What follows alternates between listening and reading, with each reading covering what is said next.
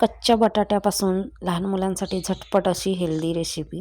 Mobile बघता बघता मला ही रेसिपी दिसली तर म्हटलं चला ट्राय करून बघूया आपल्याला जमतं की नाही. आणि खरंच आपल्याला जमलीसुद्धा आणि रुद्रांसला आवडलीसुद्धा. तर इथे मी बटाटा घेतलेला आहे. पहिल्या दिवशी एक बटाटा घेतला होता, दुसऱ्या दिवशी 2 बटाटे घेतले होते, कारण याला ना आता तीच रेसिपी आवडायला लागली. तर रोज रोजची फरमाईश असते की मम्मी मला तशा पद्धतीचे चिप्स बनवून दे. आणि खरंच खूप छान मार्केटसारखे चिप्स लागतात. एका वाटीमध्ये मिठाचं पाणी करून घेतलेलं आहे बघा, आणि बटाटा वगैरे सोलून घेतलेला आहे. तेल गरम झालं, आता चिप्स आपले बटाट्याचे तळायचे.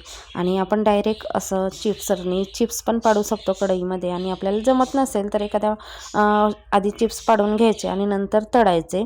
तर इथे मी चिप्स पाडून घेतले बघा. आणि मग चिप्स शिजत आले की मी थोडंसं मिठाचं पाणी टाकायचं, म्हणजे वरून मीठ टाकायची आपल्याला गरज नाही. आणि बघा खरंच खूप छान झालेले, एकदम मस्त.